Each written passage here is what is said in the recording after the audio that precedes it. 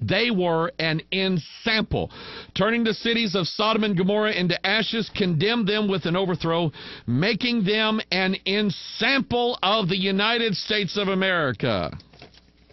I know that's not actually written in there, but yeah, I see it. Making them an ensample unto those that should after live ungodly, and delivered just Lot, vexed with the filthy conversation of the wicked. Sodom and Gomorrah was as God said, you see that?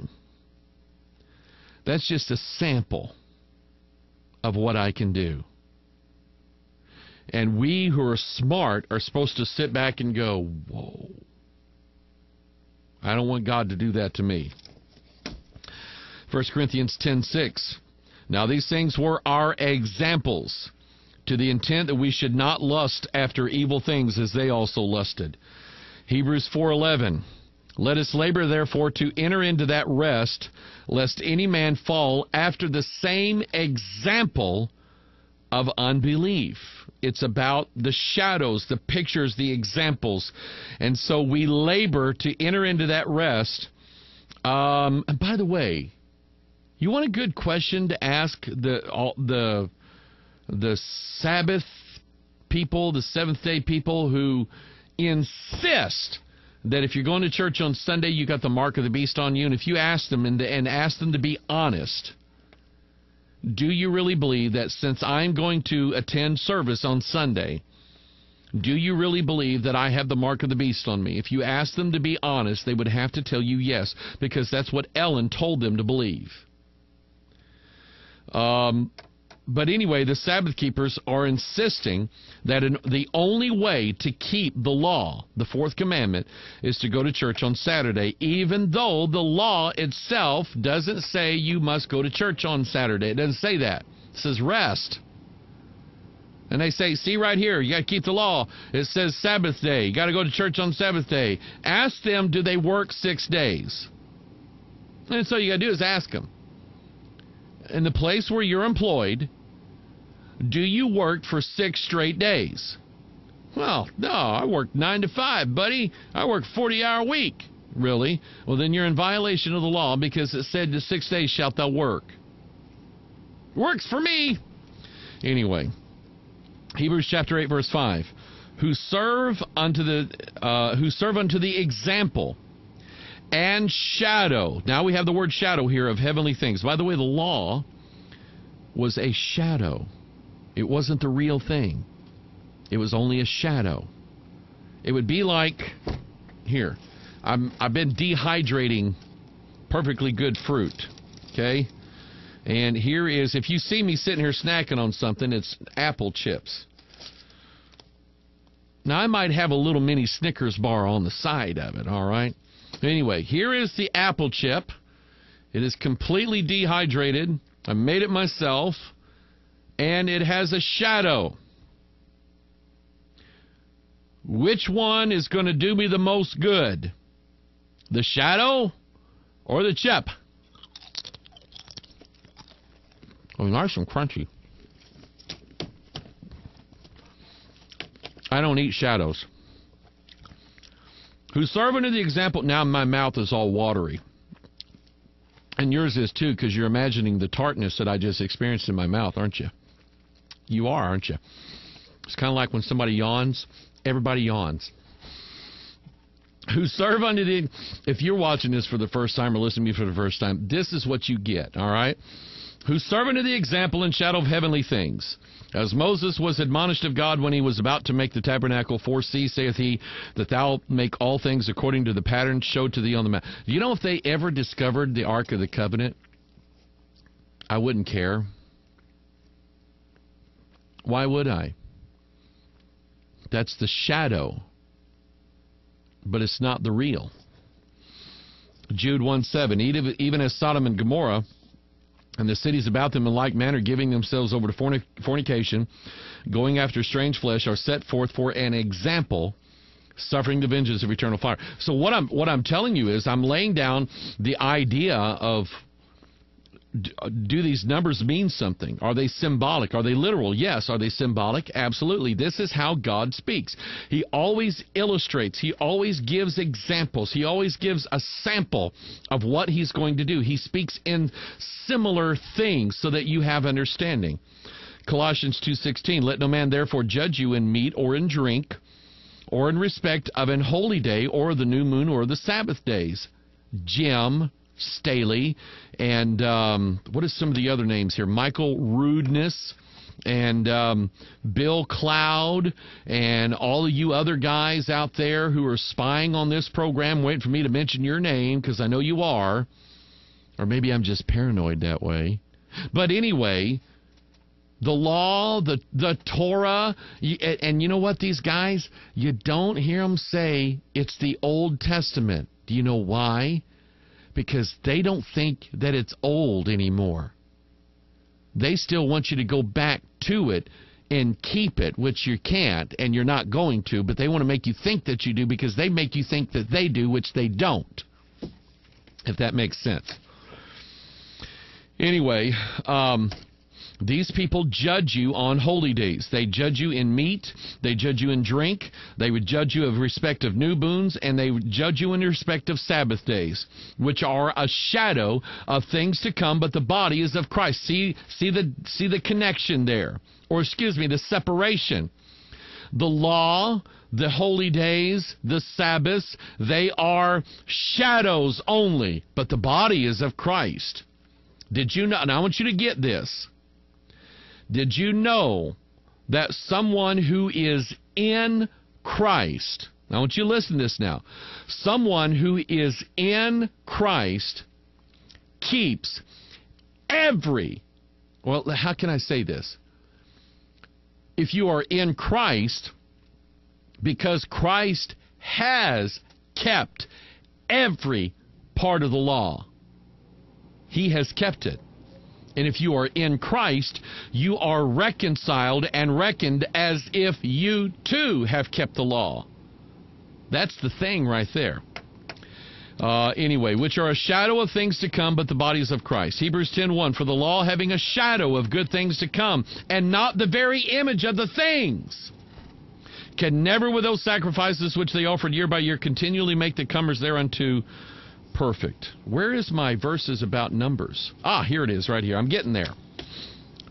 Thought for a minute I had the wrong Bible study. Galatians chapter 4, verse 24. Which things are an allegory.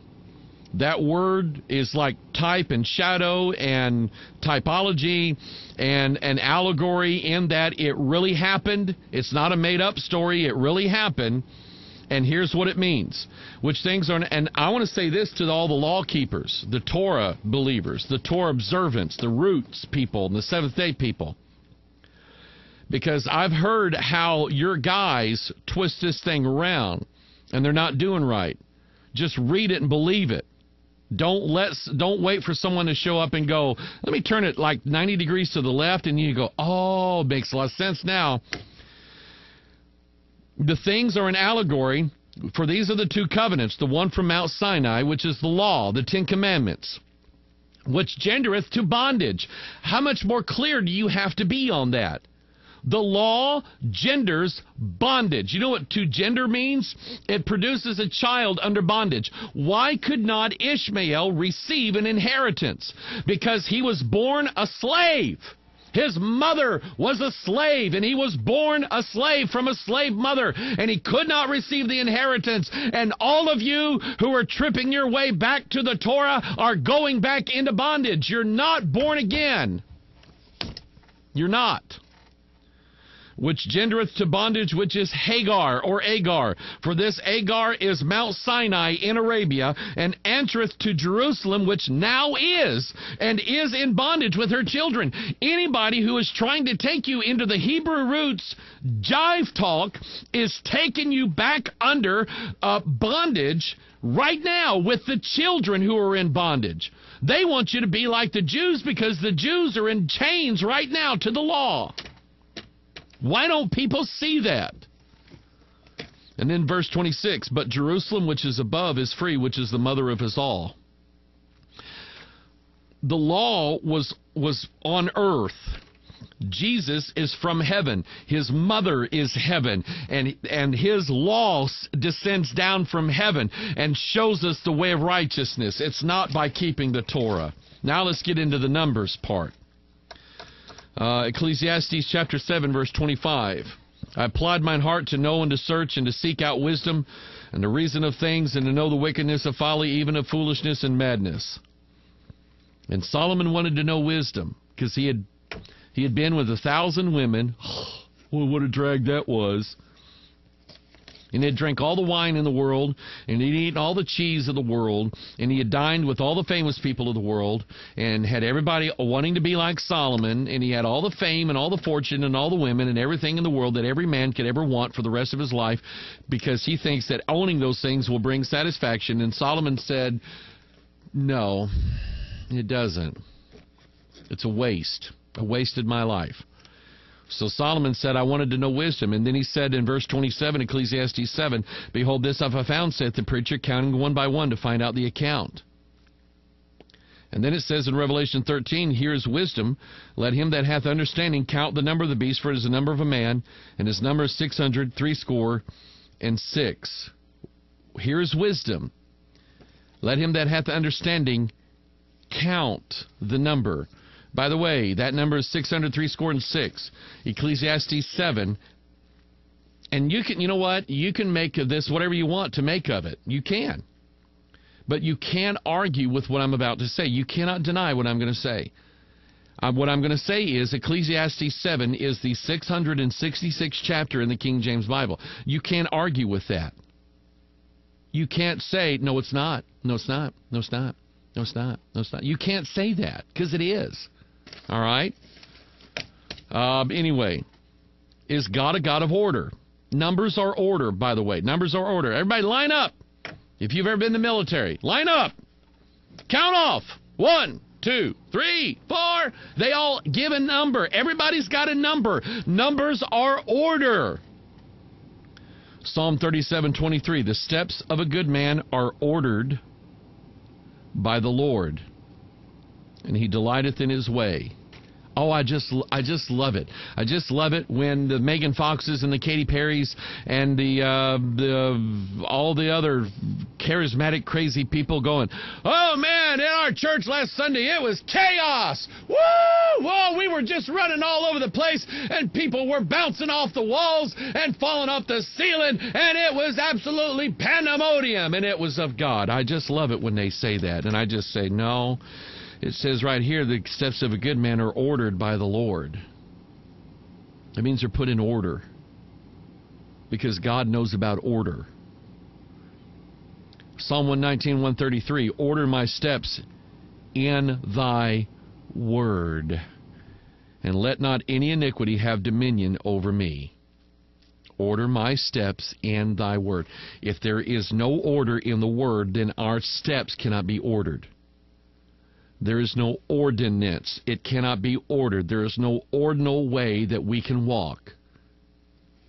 I explained the word code in recording the Watchman broadcast today. You know what the word code? When I say code, like King James code, I don't mean the secret mystery numerological things that nobody else knows but Mike Hoggard. I cracked it. I know what it is. And for $14.95 plus $5 shipping and handling, I'll tell you what it is. That's not what it means. You know what a code is? Any of you guys ever been in the military? What's a code? It's a systematic rule that you follow. It's an order, an organization, a code of conduct. You have a military code of conduct. You wear a uniform. You know what that word implies? Uni means one. Form. There's one form. There's one way. And if you run out of your barracks to stand at attention in front of your sergeant, and you got your shirt untucked, and you got a pack of ciggies rolled up in your sleeve, and you're standing there with your pants pulled down and your hat on backwards, in line for inspection at 5:30 in the morning, you're fixing to get some sergeant's boot in your rear end. It's because they have to have order. They have a code in the military.